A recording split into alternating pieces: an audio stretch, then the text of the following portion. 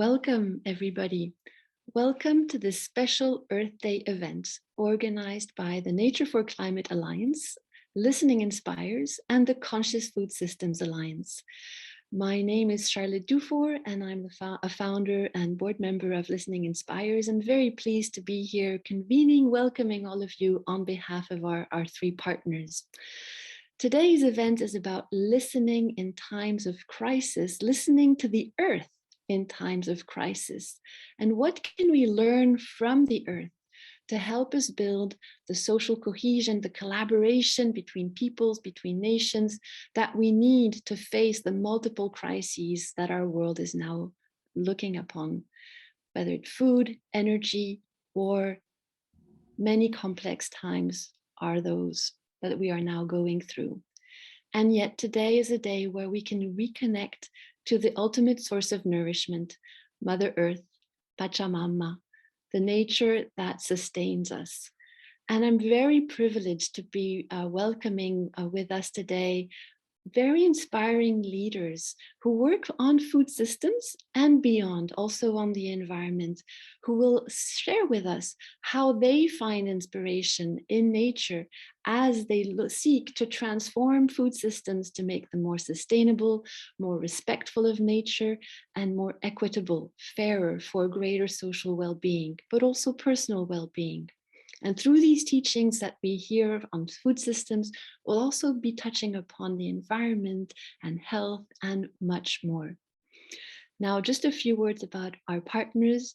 So Nature for Climate is an alliance of many important organizations working on the environment, promoting nature-based solutions. Listening Inspires is an NGO which encourages us to go into deeper listening of self, other, and nature to guide us through these complex times. And the Conscious Food Systems Alliance is also an alliance of many partners working to build up greater consciousness to guide us in how we transform food systems for people, planet, and prosperity. Now, beyond the guests that I'll be introducing soon, I would really invite us to have in mind that we are here hosted by nature, by the earth, by this mother, this great mother, as so many people relate to her. So who will you be meeting today? Well, we will be going through an intimate conversation around the topic at hand, guided by Myra Jackson. Myra Jackson has been named Diplomat of the Biosphere for the work she did with the Stockholm Resilience Center. And this title actually embodies very well the many ways she's been serving the earth as a specialist in earth rights. More recently, she's founded the Global Freshwater Summit, an initiative of the Global Being Foundation. She's also served as a UNFCCC delegate since many, many years. She was on the open-ended working group that developed the Sustainable Development Goals. And she's a professor of mindfulness at Colorado College, so many hats, and we're privileged to have her guiding this conversation today. Who else are we joined by? Well, I'm very pleased that Joshua Konkanko is with us. Joshua is building bridges between change organizations to amplify systems change. He's an Indigenous elder, a network weaver, social entrepreneur who combines regenerative education, permaculture, and environmental leadership to reduce social inequalities. And today he co-designs collaboration between young African change makers and digital social entrepreneurs based in the global north for regenerative education. We're also being joined by Jennifer, who's sometimes in the Philippines, sometimes in London. She's the founder and CEO of Isla Ventures, a venture studio firm which is focused on directing capital towards regenerative rural development for sustainable prosperity and more equitable society. So she has a wealth of global experience in investment banking, global strategic consulting, and investments and social entrepreneurship. And she's also treasurer and co-chair of the Global Eco-Village Network. And finally, in this conversation, we will have Patrick Carron. Patrick Carron is the director of the Montpellier Advanced Knowledge Institute on Transitions, MACIT, and he's the international director of the Montpellier University of Excellence Initiative and vice president for international affairs of the Montpellier University of Montpellier.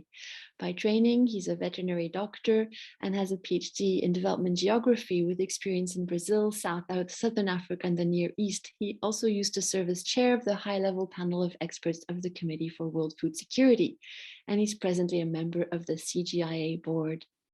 So you can only imagine how rich that conversation is going to be. And we will be in that time, Thomas Legrand, who's the technical advisor to the Conscious Food Systems Alliance, will be listening deeply with his ears, his mind, his heart, his whole being to what's being said in that conversation. And he will share with us a few concluding remarks. And because I might forget later, I must tell you, Thomas has written a beautiful book called Politics of Being, Wisdom and Science for a New Development Paradigm. And if you haven't read it yet, you should definitely read it.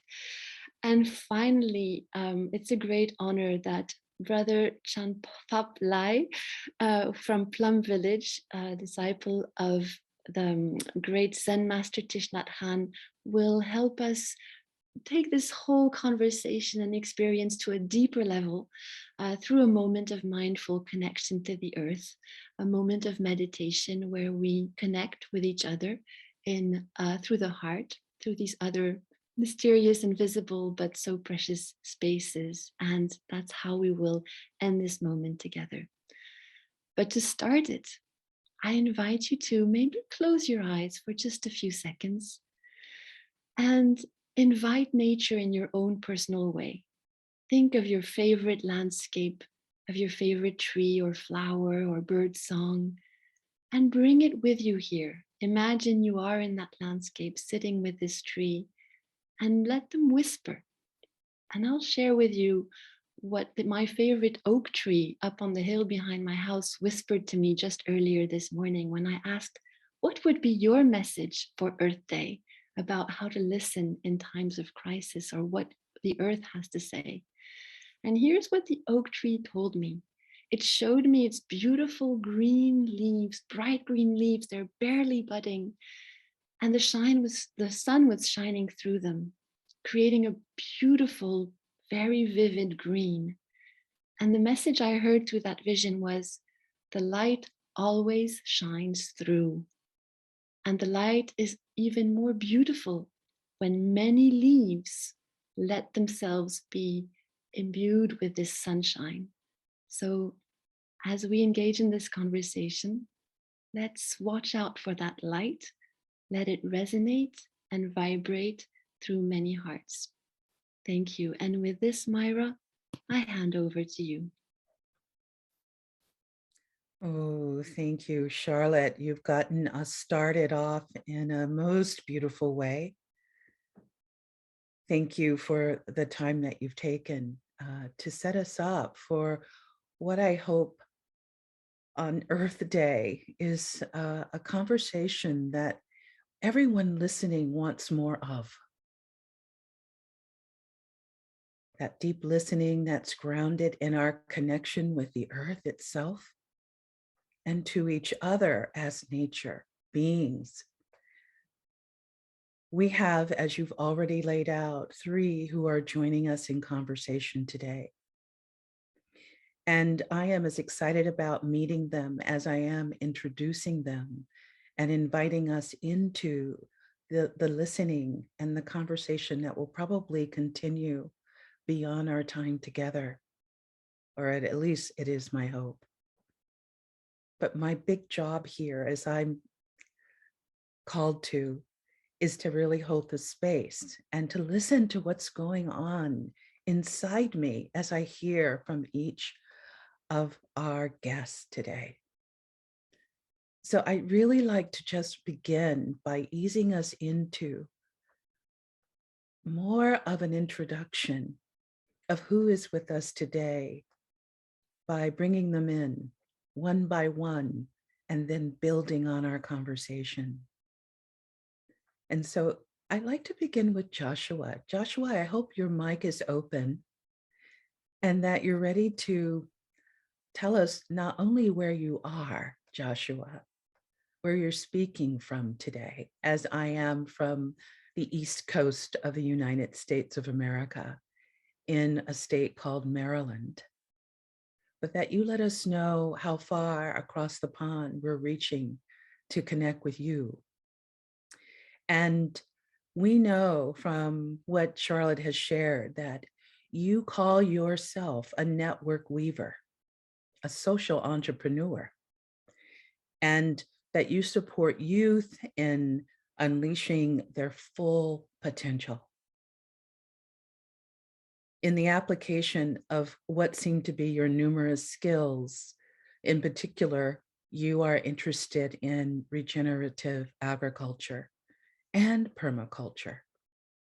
And so as you let us know where you are and you open up and let us hear your voice, it would be really wonderful, Joshua, to know more about your connection with nature, your own role in general, and the forest in particular.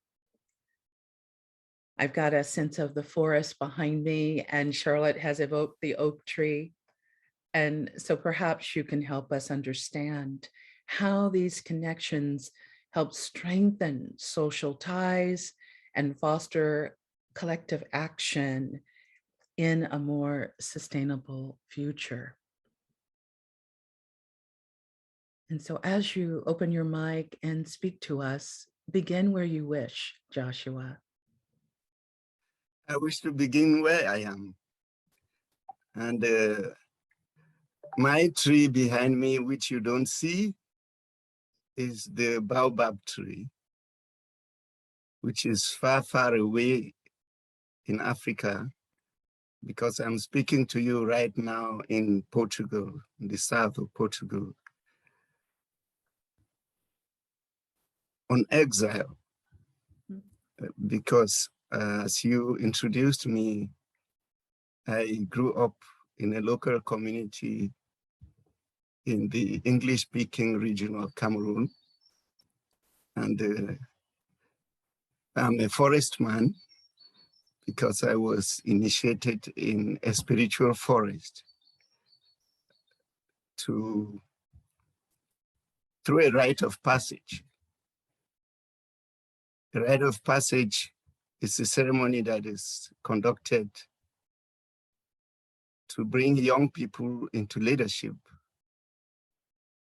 Because in my community, it was considered that if the young people do not participate, if their voice, even the voice of the children, is not in the decision making, then the gods will be angry with the community, and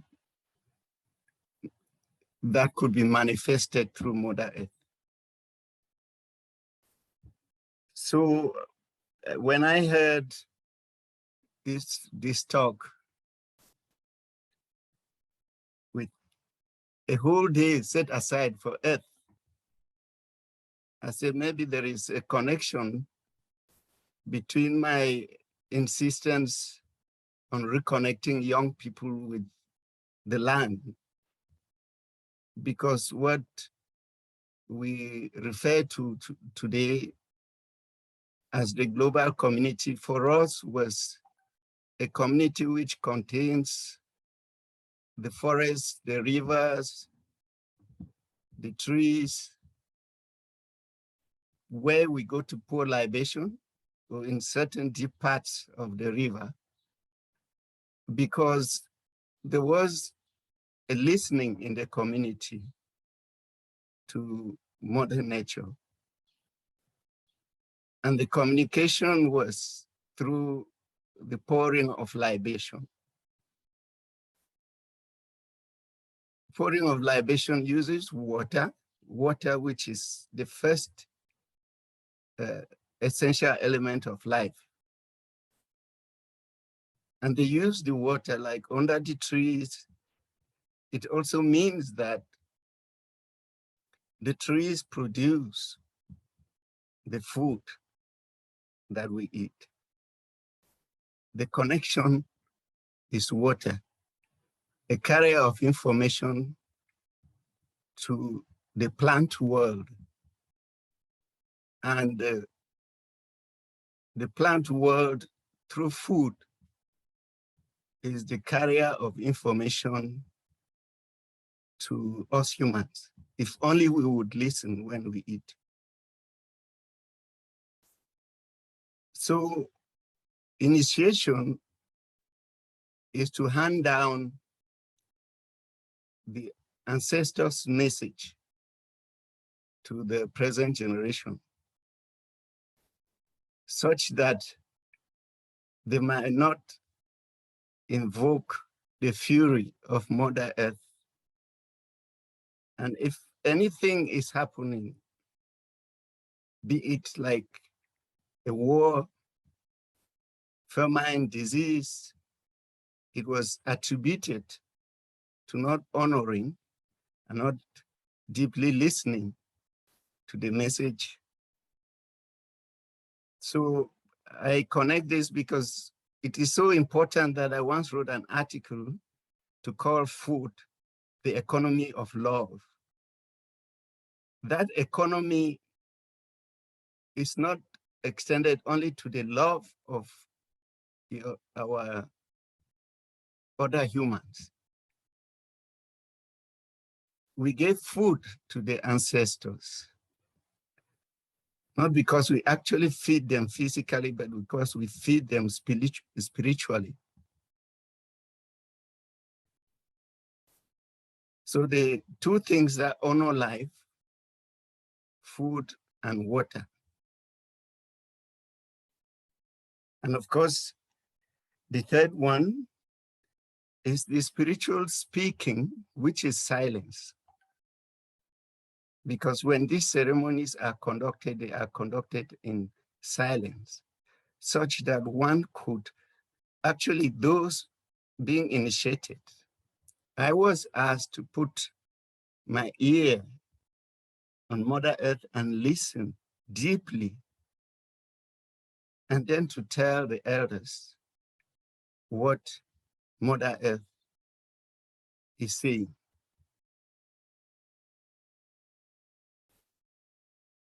For the first time in my life, I was mesmerized when you can actually go into silence and go almost into a trance. Because when there is full connection, something begins to flow and you actually move. So you do move into the spiritual world and come back with messages for the community. So this is what made me a custodian of the culture, because I can receive and deliver messages. And I can use the community values to educate the youth how they have to eat, how they have to produce their food, and how they have to share.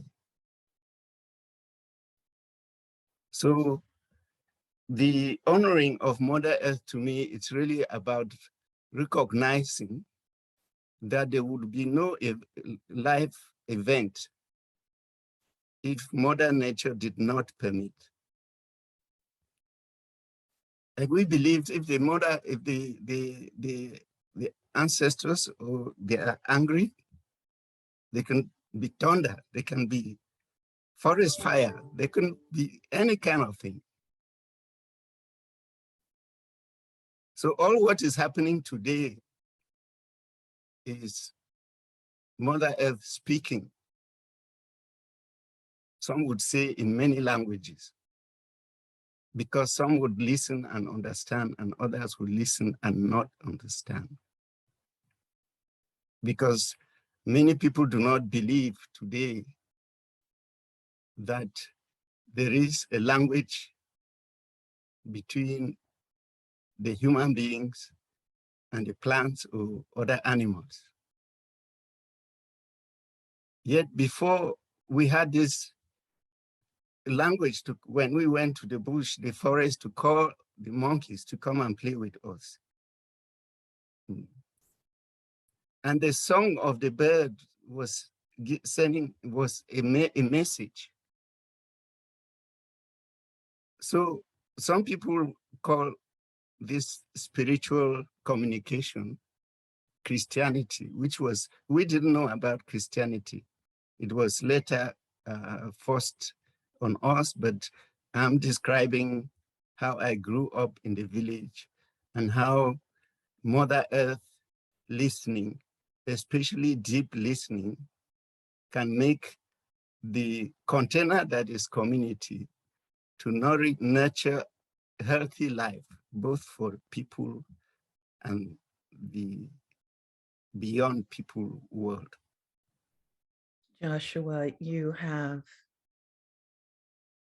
laid the map that reconnects us to those greater forces of life that are so, I'm feeling them in you. And as I feel it in you, in your words, I realize there's a sadness here because of the loss, but also hope. I feel very strongly because there are those of you still on the planet who've been initiated into a deep feeling of connection and relatedness to the earth, that there is hope. So I thank you for getting us started in this beautiful way.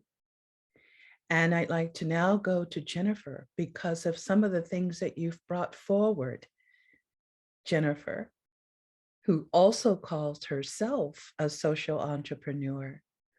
We'd like to know where you're sitting today, Jennifer, and what you'd like to bring in to the conversation, having heard Joshua speak from his place of origin. And as you do this, I know that you're breaking new ground in the field of investments. And all of this too is in the backdrop of a systems transformation around food. So I'd like to hear more about that from you as you introduce yourself and walk into this conversation. And speak to us about inspiration from nature that you feel. Sorry, thank you so much. Yeah, thank you for that sharing, Joshua, and thank you everyone on this special day, Earth Day. I, just like Joshua, I grew up in rural Philippines, in a rural community, in nature, farmlands. But I'm sitting here in London, in a beautiful part of London, I would say, where we have nature in the form of Hampstead Heath, which is the biggest nature reserve in London, and not far from Primrose Hill and Regent's Park. So I feel very privileged that I am able to connect with nature just outside where I live in a city like London. And that's a big contrast to where I grew up. Where I grew up and spent my formative years as a young child and a young adult is a very impoverished province in northern Philippines, where my parents owned a small farm. My mother was a local teacher in an elementary school, and my father used to work away and came home every few weeks, because where we lived is around 10 kilometers by dirt track to the nearest town. There's no electricity, no running water. So that backdrop connected me to nature, really. I was a free-range child, as I call myself, jumping in the rivers and playing with, climbing trees and playing with animals. So I and my grandparents gave us a very strong foundation on respecting nature, wherever we went as children, they used to tell us to say, honor the nature you pass through, and say, excuse me, and ask for their permission to do anything that you need to do. So that's really deeply embedded in me. And that grounding takes me to where I am now, that even now I do love to spend time in nature. During the very, very difficult times of my life over the last half a century or so, my connection to nature is what got me through a lot of the challenges and transformations that I've gone through. From that rural child to a young adult in the city of London, not having much because my mother migrated here for economic reasons, and I joined her 10 years later.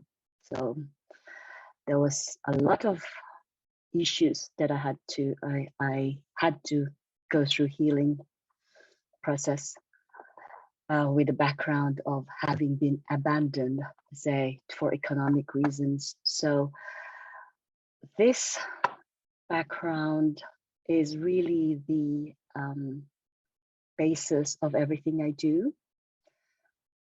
And I was, through, I guess, diligence, hard work, I became an investment banker in the city of London that didn't have an MBA in the 1990s, a woman of color, Filipino as well. So I broke a few glass ceilings there to be where I am now. But fast forward to the times a few 10 years ago, I had it all: 2 children, good home, everything. But I wasn't fulfilled. There was no fulfillment. There is something missing in my life. And that journey took me to where I am now.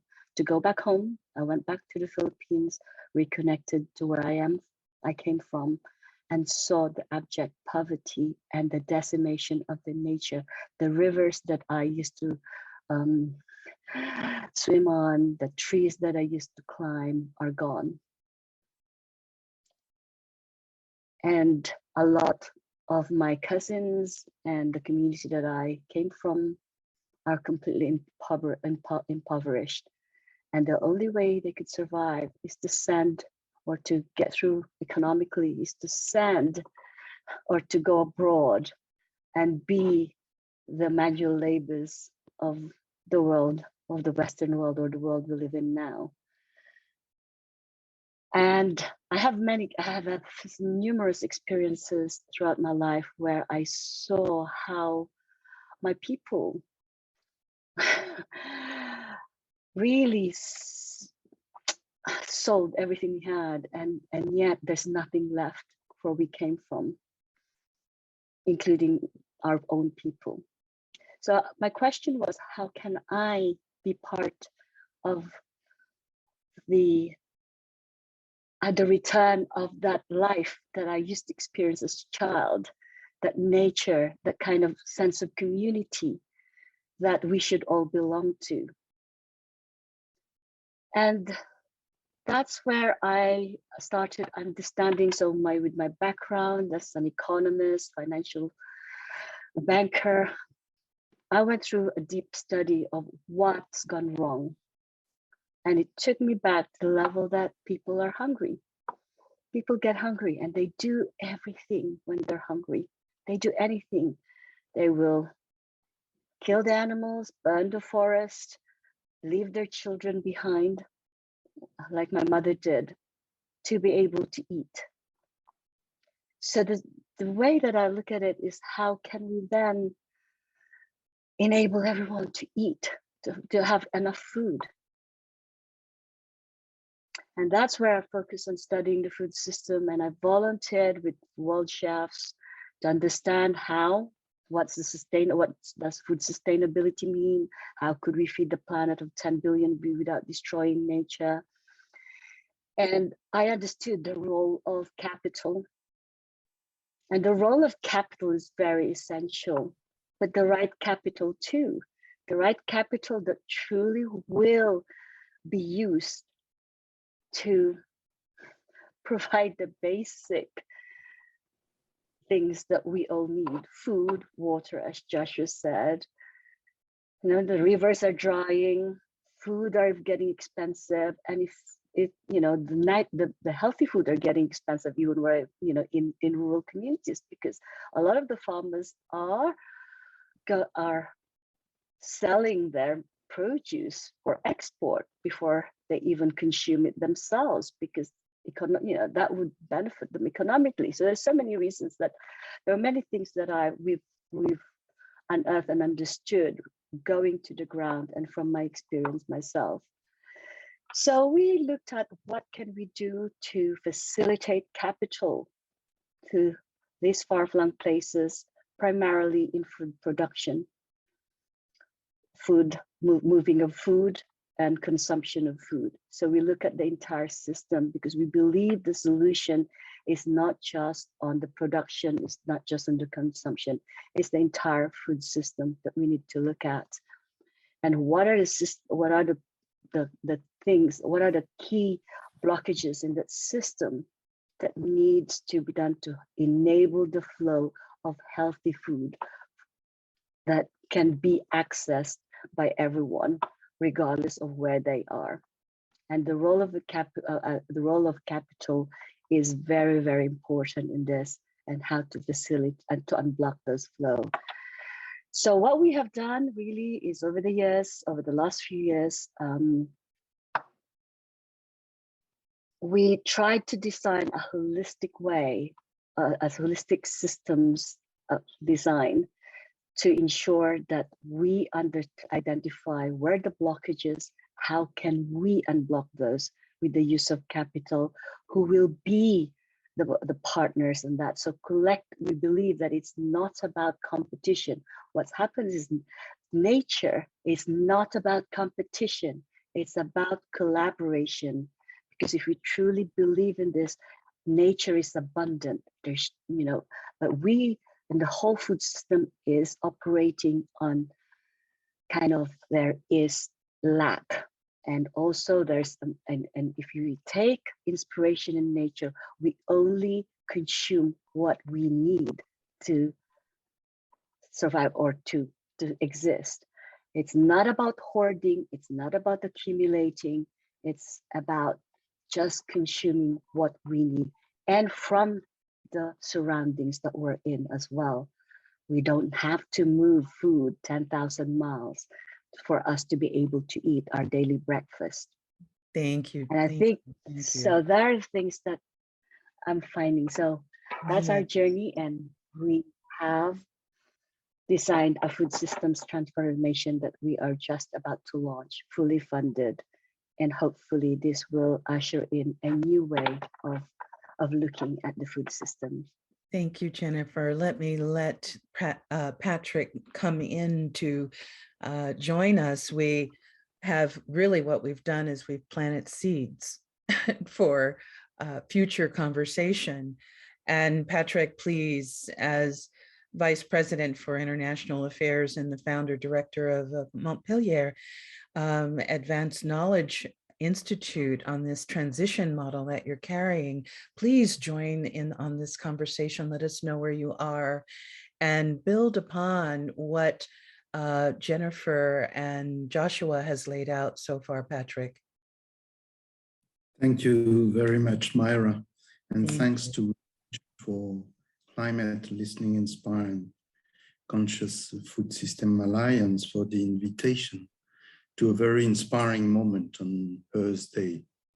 Well, I'm talking to you from Montpellier, where I live, and in the south of France, and my connection to nature takes place on a daily basis, as everyone.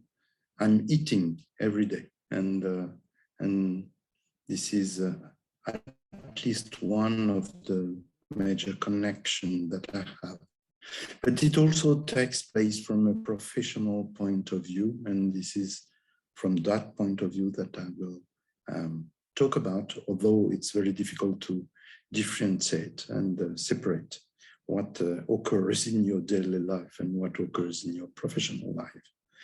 Well, let me just come back and say that nature is just incredibly creative. And rather than damning, transforming, and controlling it, which was the main motto and ambition during the last decades and century, we should learn to and improve our way to understand it, respect it, and living in harmony with it. And this, I'm a scientist, from the science point of view, this leads us to change completely our posture, our position, and our way to look at it, at least in 3 ways. First, about control and prediction. Science has got the ambition in the last centuries to control most of it and to predict and to be able to get into the future. I would rather say that the major ambition from science when it comes to nature is, on the contrary, to look at it from a doubtful point of view and to make it possible to organize doubts about what will happen. The second consequence is we try to force nature through agriculture in order to feed the planet and everyone. And we have to change completely our way to do that. We try to force it through artificial inputs, through controlling all the environment parameters. And we have to now look at it from another point of view, if we want to look at it from a sustainable point of view and towards a sustainable future. Some of my colleagues, when talking about agroecology, say we should mimic the nature and its cycles and all the environmental cycles. Number 3, we very often call upon science when we get into a crisis. And when we get into a crisis, we say this should change the way we look at science and the way we expect from it. And in times of crisis, we very much focus on a very short term to deliver immediate solutions to move beyond the crisis. But in fact, when we look at it in crisis time, just like now, with cascading crises about environment, climate, peace, diseases, it's much more to rediscover what should be the usual way to practice science, to organize our doubts, and to connect scientific and philosophical stance. Well, when it comes, once I said so, when it comes to food, we have to consider that there is a very strong connection between agriculture, food, environment issues, climate issues, health issues, whether I deal with environmental health, human health, planetary health. These are all connected. And the academic world was much more used to look at that in silos and to look at it from a disciplinary point of view, whereas we have to rediscover each time more how we can look at it from a transdisciplinary focus, moving beyond the useful but limited theoretical disciplinary focuses. We have to look at it from a systemic point of view, as was said just before, and to look at it from a systemic point of view to understand and grasp the complexity, the interconnections, the trade-offs, the synergy, and all that has to be taken into account to understand and to design solutions for the problems we are facing. When I say so, I would very strongly advocate that food is at the heart of what we are looking at. That food is at the heart of bringing together economic and professional activities, environmental issues, climatic issues, peace, prosperity at the level of people and at the level of planet. Food is not only an issue to look at with the ambition to design solutions to crisis.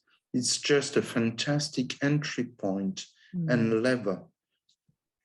Look at the sustainability and to look at the future.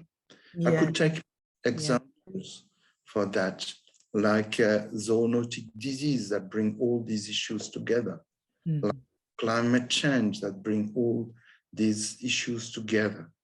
And what we will have to produce in the future very much depends on what we will have to consume.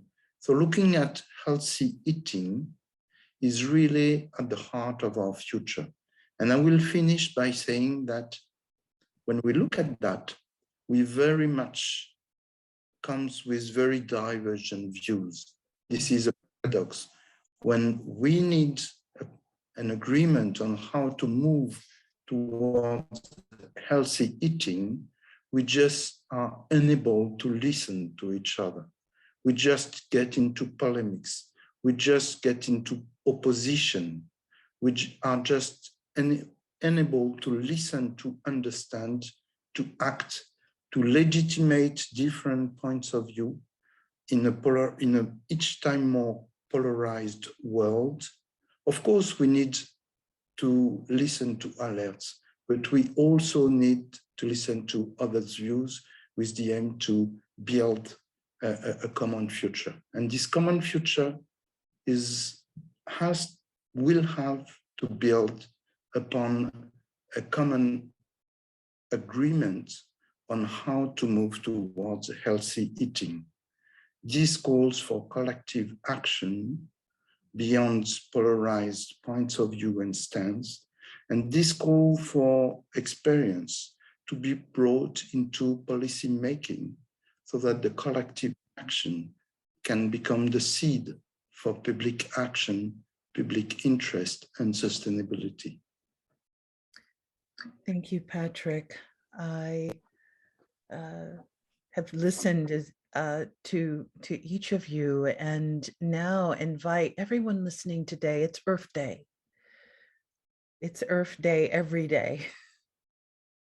And yet we pause to focus on Earth.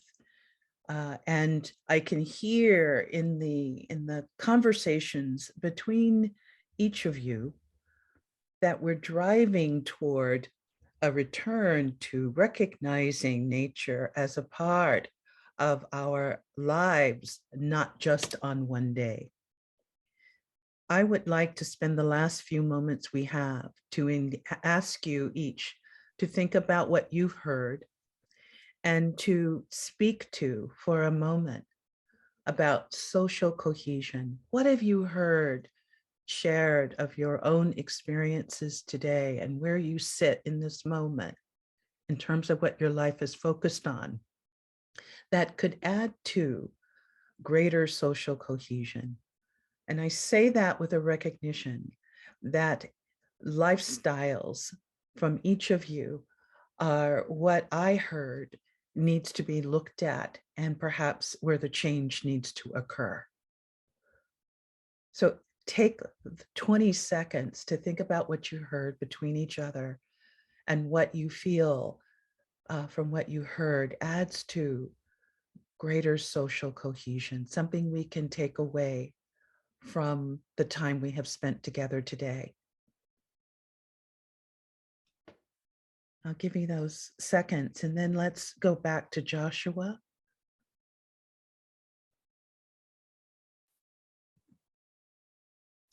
And just take a few moments, Joshua, and let us know what's rising in the field for you.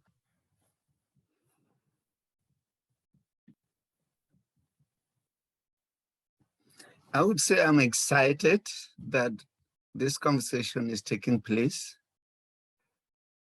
For once, I learned when Jennifer was speaking that we can consider the love economy based on food as completely really eradicated, in especially the third world countries where technology has been left on the sidelines.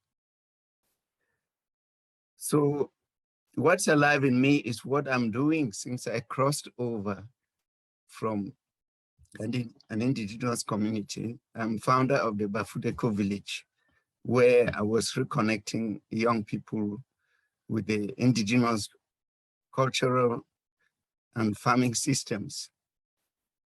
But of course, that battle was not going to be fought and won because the multinationals won and our people lost their food sovereignty. So what I've been struggling with is something called indigenous and modern, trying to connect young people from the grassroots with young people here in the global north who use digital information to transform agriculture is one of the biggest things that, but of course this needs money. Why I come back to Jennifer, how she quickly got this formula. It's something called social enterprise. Today, we can no longer build the farms based on the size of the family or use crude tools. Today, we are living in the digital age. So what I noticed in the conversation is that things have to flow both from the civilized to or the developed to the underdeveloped world. And this kind of reasoning in terms of building enterprises, not that we don't want money, but that the money is not capitalized, the money is plowed to bring regeneration from the bottom up.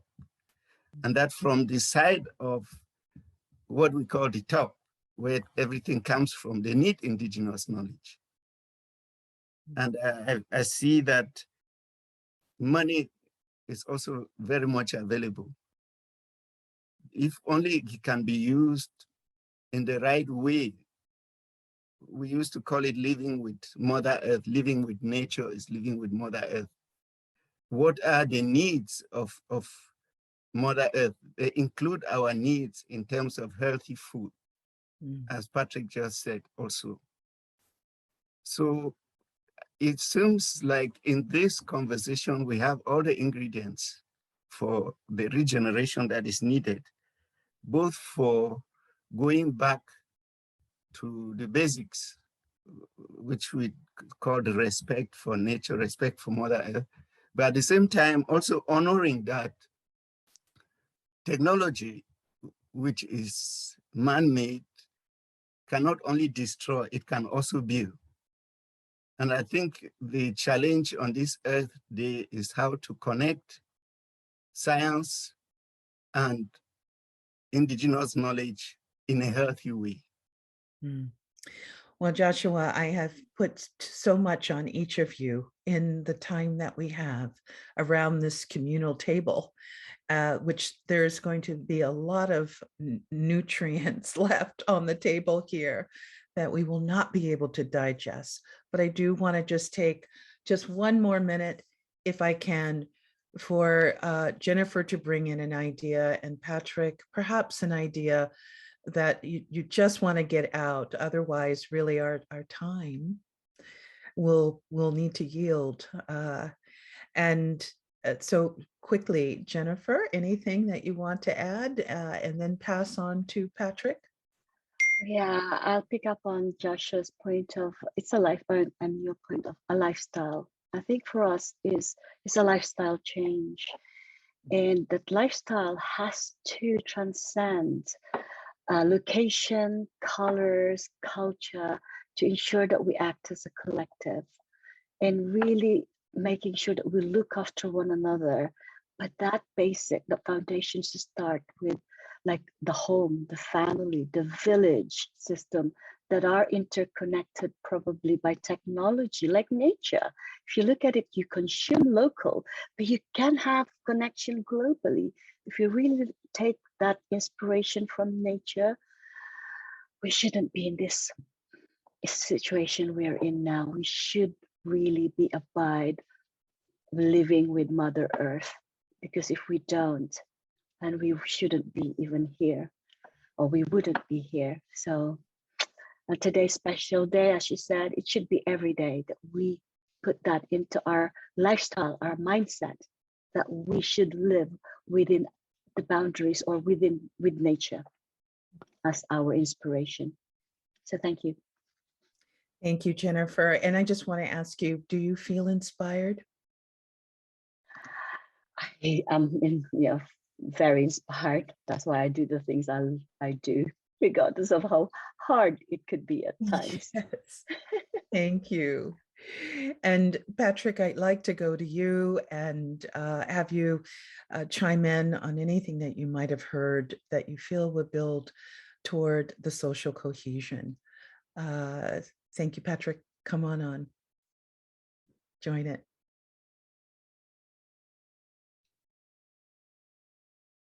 Did we lose Patrick? No? Oh, sorry, I was muted. Sorry, okay. let me say that it's very inspiring to see that from US, from Portugal, from Cameroon, from Philippines, from UK, from France, we hear some very similar challenges, languages, and ambitions. That's probably a seed for the future. And second, and I will just say that, so let's bring the challenge is to bring together our lifestyle, renewed our lifestyle, bring them together with social cohesion and with common project, not to regenerate our future, but to generate something completely different that might be our sustainable future.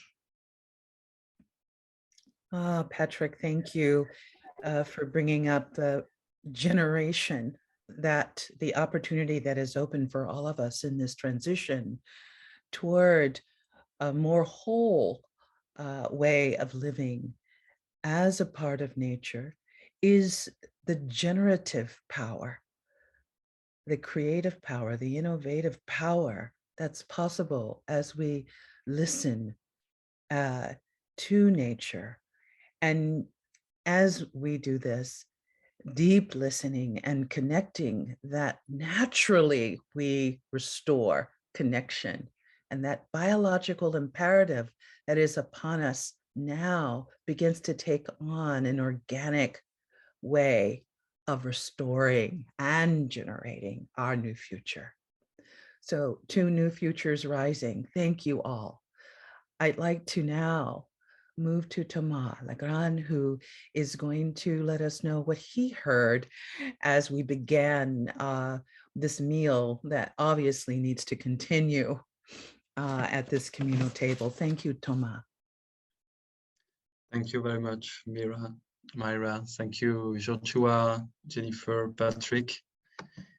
Indeed, I was listening to the earth through all of you, and I could hear its peace, its love, its wisdom, the ancestral wisdom that Joshua was talking about, that is passed through generations, through rituals, ceremonies in the sacred forest and rivers.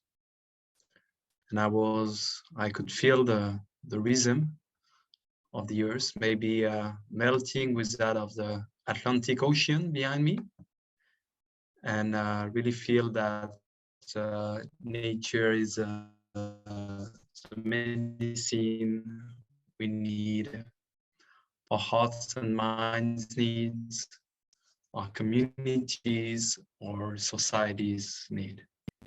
So thank you for inviting us to the forest, the rivers, the path of your childhood, the baobab tree of Joshua. Really give us a sense of how your experience of nature has built what you are, and how its loss can be experienced as a personal loss. And we can really get to see this experience of interbeing, where we experience the same suffering than the earth, or the earth experience also the suffering that comes from us, from the impoverished communities in Philippines that Jennifer were telling us about. And she told us also about how she could experience the same kind of suffering, the abandonment, the discrimination, the same kind of suffering that nature experiences. So we get to see how the earth, and including through food, for example, connects us all. And now we can really understand we are part of one earth family that is united by the common challenging we are facing together, and that we can only solve together through collaboration, not competition, through lifestyle that are more in harmony with nature. So what does it entail to listen to the earth? I think I've heard sadness from this really deep connection with the earth, but also hope. I think Gandhi told us that we often hear the sound of the forest falling, being cut, but we seldom hear the sound of trees growing. And indeed, I had one of my teachers maybe some 10 years ago who asked me, if I was able to hear the sound of the trees growing. And I think it took me a couple of years maybe about wondering what this would mean. And I remember once in an ashram in India, and at some point I was seeing, very connected to some trees, and I could see like the energy of the tree. I could experience the tree as really a living being, and I understood, like, okay, this is what is really hearing the sound of the tree growing. And Patrick has emphasized, the creative nature of the earth and the nature's capacity for regeneration. To me, I've really been enjoying the start of the spring here in France, and find it really that we see the trees flourishing, and I could feel this is the very solid ground for happiness. The trees will come back flourishing every spring, and we can really enjoy it. And it was also, to me, when I see all these white flowers coming up when the right conditions, temperature, rain, etc., suddenly they all come together, and it reminds me the seeds were there. It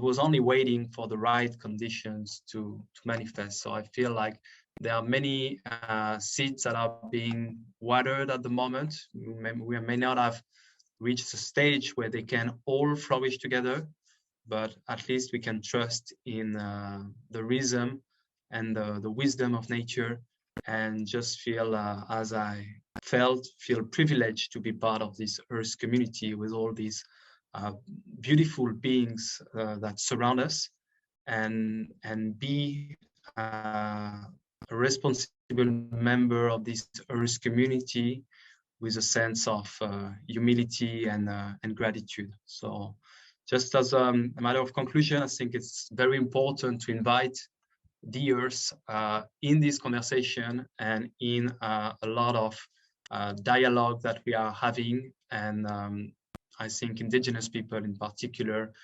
are the ones that should be their spokesperson. So I hope our governance systems will make a space also for the earth. Thank you.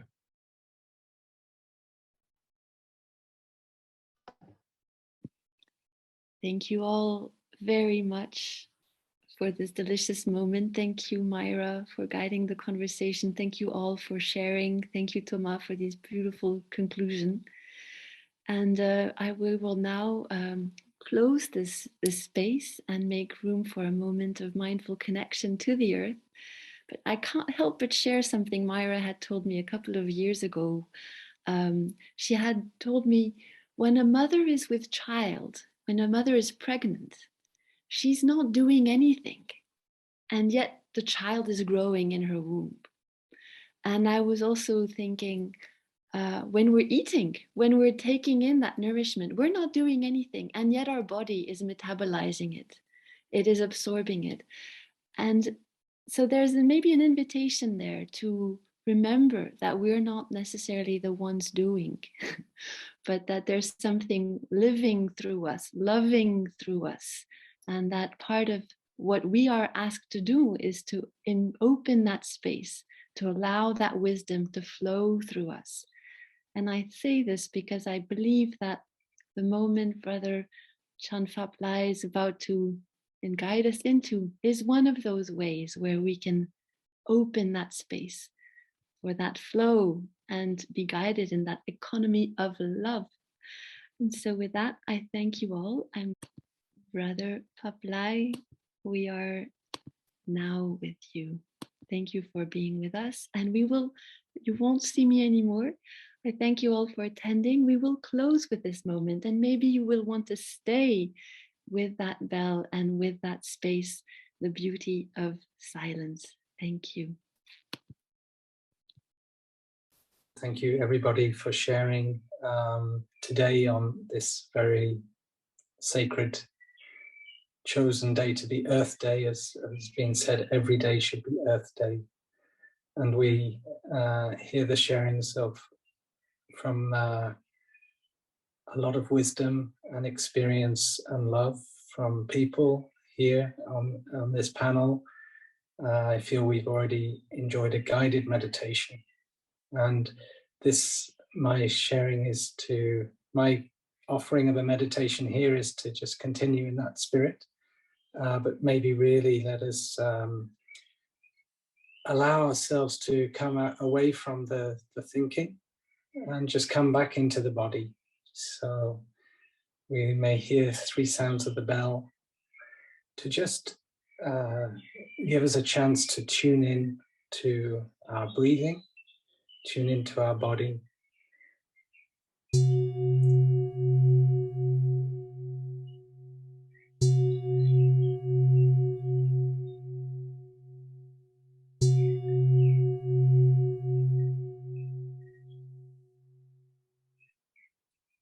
Aware of my body full of life, energy, breath, energy. I become aware of my in-breath, my out-breath. I feel the energy coming in to every cell of my body, from the air, through the blood, nourishing every cell. And with the out-breath, I release tension,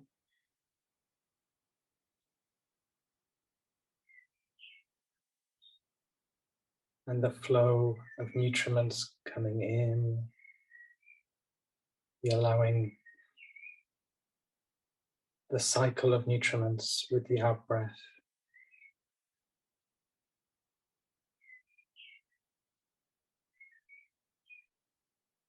Aware of my breath.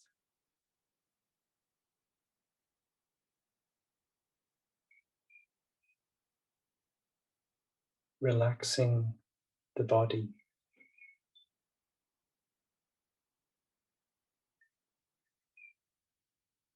Breathing in, I smile. Smiling to life in me.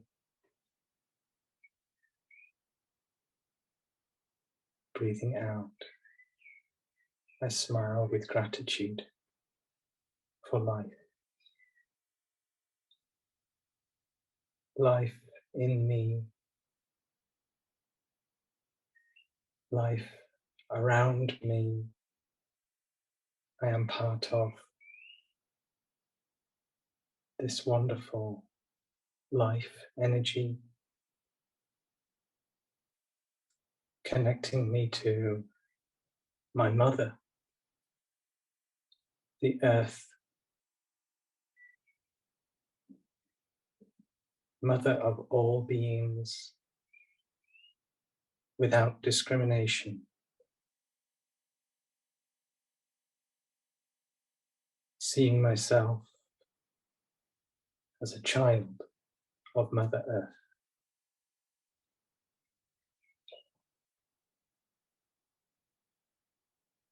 Knowing I can trust in her unconditional love.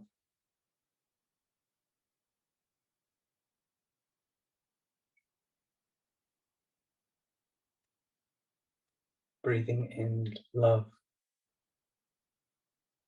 breathing out trust. I feel trust and gratitude.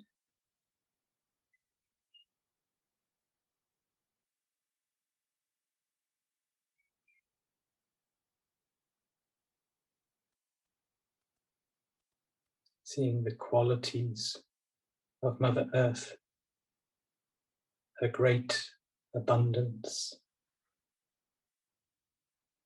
her great stability, her vibrancy and vitality,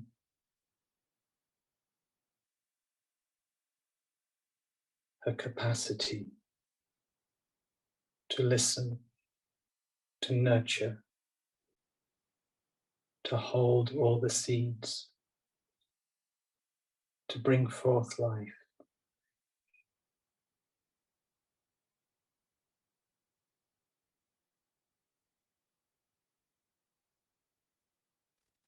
I see the four elements in me, as with all species and all manifestations from Mother Earth. The elements of water, sustaining life, fresh, limpid, cool water in my body, in my blood, in my cells, in the sap of trees. Water and earth, minerals born from stars,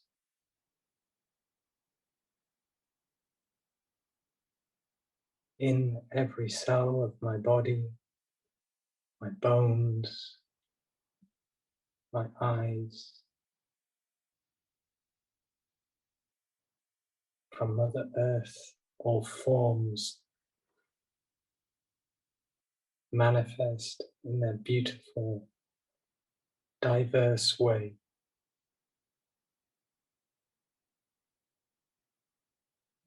Creating community, species, a great collaboration, the story of life, of evolution, of interbeing, of love. Earth. And the element of fire, the energy of the sun,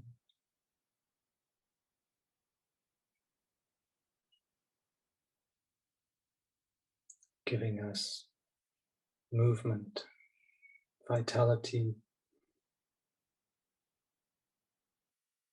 synthesis of carbon dioxide into food through sunlight, through leaves, we also are nourished by the sun. The sun is our hearts beating.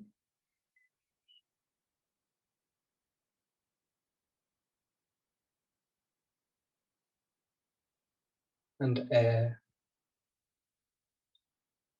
with oxygen and carbon dioxide and all the elements, the climate, our breath.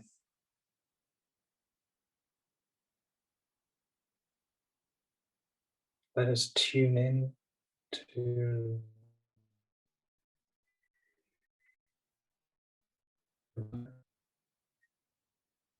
by just being aware of the cycle of the breath in and out, coming to a felt sense of our body,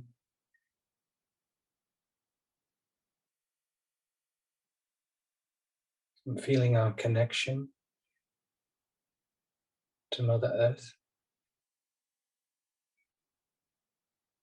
our wholeness with all of life. And we know we can trust Mother Earth's consciousness to come through our consciousness because we come from her, her wisdom of non-discrimination, of interbeing, her quality of stability we need and we are in touch with, her patience, her capacity to simply be, nothing to do, nowhere to go. Life in this present moment.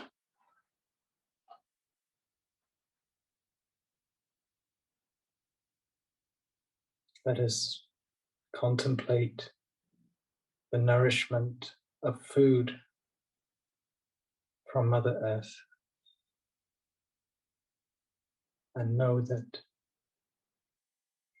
the food we have in front of us, the tangerine, the bread, contain the universe, the broccoli, whatever it is, the rice. They contain the 4 elements. And we can see this food as an ambassador from the cosmos.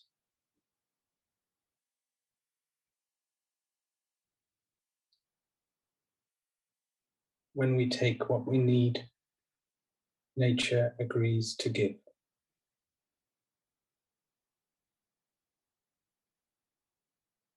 With reverence, we come back to sacred Mother Earth.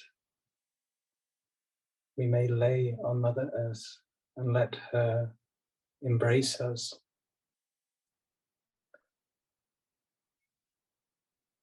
And when we look to other living beings, let us look with the eyes of compassion. When we eat food, we are grateful. We eat with mindfulness and respect. And we eat in such a way that keeps our compassion alive. Not eating and consuming things that cause more harm to our beloved Mother Earth.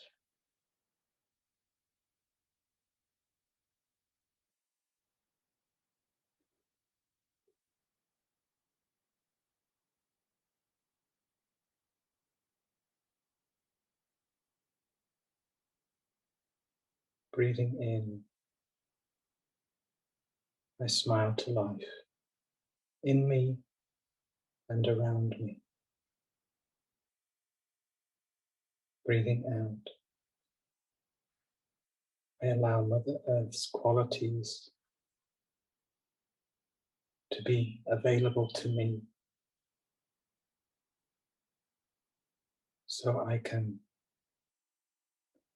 act and offer love.